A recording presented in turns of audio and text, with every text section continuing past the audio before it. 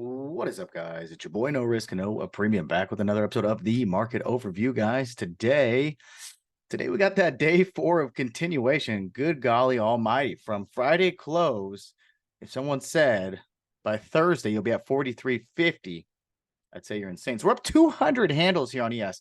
Is it time to cool off? Maybe. Could we have a fifth day? Maybe. You just need to know, all you need to do is just react to the price. There's no need for you to predict. We are professionals, reactors, not professional traders. Okay, it's that simple. But out of the charts, let's take a peek real quick. I think a lot of people are kind of sleeping on this NFP number that's coming out tomorrow. That's non-farm payrolls. It comes out 8:30 a.m. Eastern Standard Time. And then we have a bunch of data 30 minutes in, a bunch of ISM data in here, as you guys can see right here. So lots of big data, right? Lots of big data coming up pre-market and then 30 minutes in. So tomorrow should be exciting, nonetheless. Okay, as far as earnings went, we had Apple after the close today. No idea how they did. As far as the Globex market and Globex opens going so far, really not that big of a deal, it seems. So we'll see where we open tomorrow. Right, we'll see where we open tomorrow. One thing to note, 4271, 200-day moving average. We have broken down from it, and we have reclaimed it and went above it.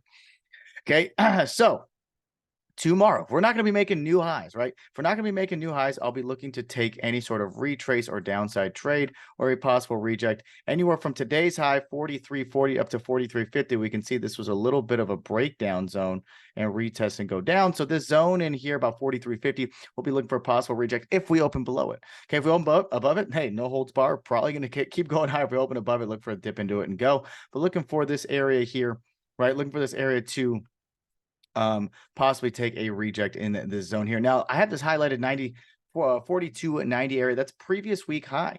We pretty much gapped up and went through that area this morning.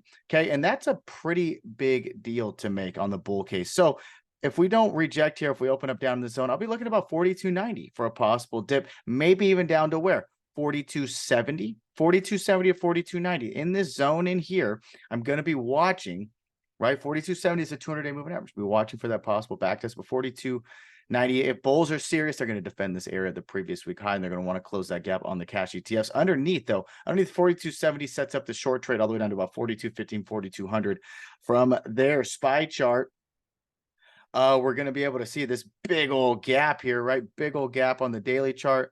Let's just take a peek on the on the daily. There's a gap. Okay, but that was a 4-hour chart. Huge gap up here. Look where the 200-day moving average is, 423.50. It's aligning so perfectly with a gap fill down. Go believe it. You better believe it. So I'll be watching previous week's high, about 424 all the way down to, 425 all the way down to 423.50. Now that's a big zone to watch. And I think if bulls are for real, they'll jump it right at previous week high if we do get a pullback tomorrow. So going to a smaller time frame here, let's take a peek. Well, that's way too zoomed in. There we go. As we can see, this 431 level is going to be that breakdown level that we had. So no figure, we went right to it, right? We went right to that area. So anywhere from about 431, depending where we open tomorrow, I'll be watching above it to see just a back test and keep going for a fifth day to the upside. I think that'll leave many shocked. If we open below it, look for the possible reject. I think we can get the retrace down to about 425 all the way down to 423.50. Look for bounces in there. Underneath 423.50 opens up the door back to about 424.17.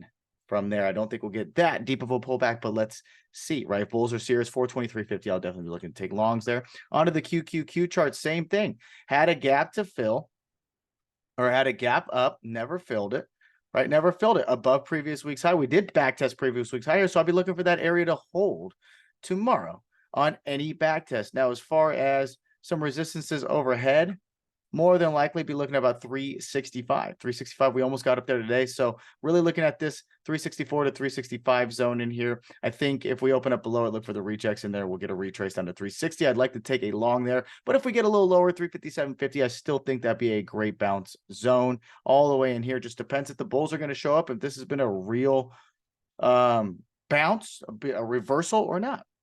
We won't know until we see how price reacts to that level. Underneath 357.50, 351 is going to be on deck for QQQ. Last but not least, IWM doing its job. But we can see here what daily chart. within the highlighted region, we can see there is a gap to fill, and it's all the way down to 165. So look for 165 as a bounce opportunity. If bulls are serious, 167.50. They won't let that gap fill. That shows strength. We'll look to get under. Break and hold 170. Opens up 176, guys. That's all I got for you. As usual, we got to wake up early, get your levels right, and of course, not do anything fucking stupid. We'll see you bright and early. Peace.